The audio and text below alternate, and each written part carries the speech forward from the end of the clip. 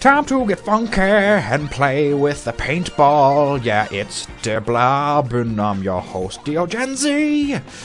And this guy, yeah, this old floating coot, he's got Bowser's potted plant that flies, kinda, except it's not gotting the clown face on it.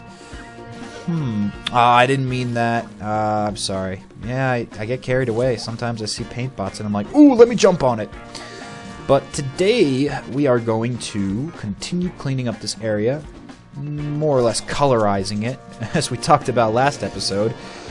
Still not sure how paint purifies, but it sure does make everything look more pretty.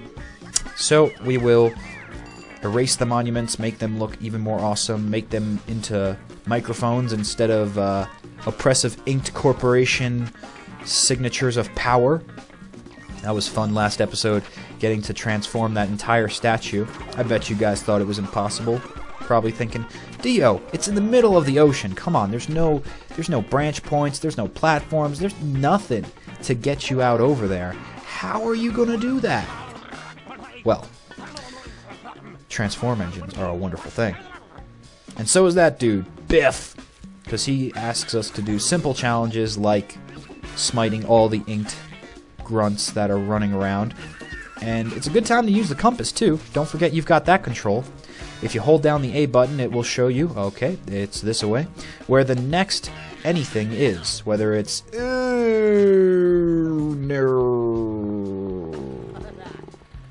oh wow, it puts us all the way back over here. Lame. Yeah, so whether it is ink bots or enemies that you're looking to face or get killed by, in my case, the compass is a great tool. It'll also take you to any challenges that you haven't hit up so far. So again, if you're going for that 100% run, I never will, then you're going to want to check that out. I don't want to check that gate out yet, even though we opened it. Ooh, free the Gradients! I didn't even realize I set you guys out of your homes. So sorry that I didn't come by earlier. Well, I guess they're still happy about it. It's better than being eternally trapped in those eggshells, so, yeah, I guess they accept it. You freaks. You're the ones who killed me. They popped my paint bubble. But that's what you gotta look out for whenever you're going after enemies. Sometimes when your paint is low, you're easier to pop. And they don't outright pop you immediately. If I had more paint, I probably would have been able to find a water source and clear off.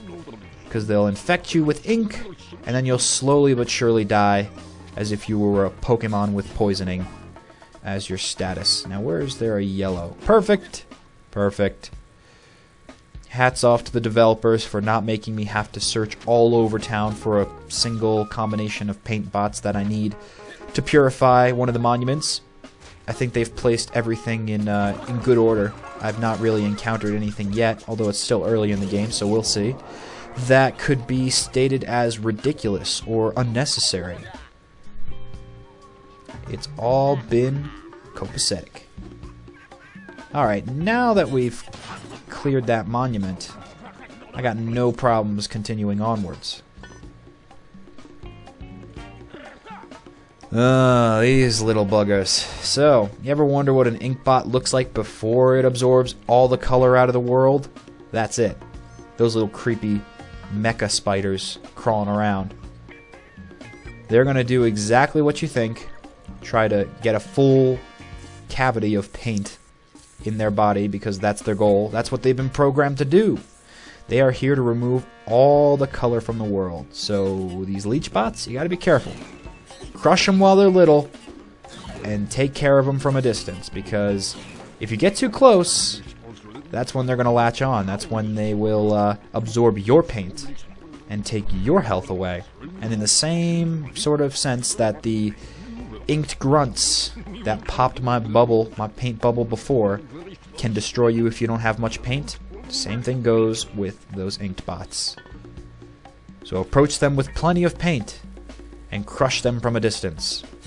Ah! He still lives. But we need to build up our paint stocks. Oh, hey, Gradients. Didn't realize I saved you. I guess when we freed the monument, that was enough to get you out of your homes. Cool, cool. So we have got to supply this massive thing, this massive monument that's got 3, count them, 3 points for paint. We've got to fill that up. So my best recommendation whenever you're going on these triple star challenge modes is to get as much paint as possible. Doesn't matter what color it is, just grab it. Grab it. We know that we still have to get the yellow and the red socket all filled up. So let's take a dip in the pool, and now we are red. Look at that. So it doesn't matter that you're not constantly getting filled up with red paint. Any paint is pro paint. Well, it's not pro paint. It's pro paint for the painter's delight of freeing everyone. There we go. Perfect. Because if you worry about only getting the red paint collected, you're going to run out of time. Simply run into every paint bot that you encounter, collect as much paint as possible, and then at the moment when you need to turn into the color that is specific to the socket of which we're purifying, I'm just going to wait for this yellow to come back. That will be most convenient. Perfect. Then, yeah, just keep filling up until you need to get to the color that your monument is requiring, and then you switch colors. Then it's no problem. It's just a matter of mixing paint and making sure you have enough. But in this case, quantity is more important. And then quality kicks in later when it is asking you for a specific type of color. And that's a beautiful monument, if I might say so myself, and the Blob agrees. It's magnificent and musical all in the same breath, so I think that is good enough for this level. We cleared all the main monuments that I can think of, so let's continue on into the sewers. No, not really. That's just the end gate.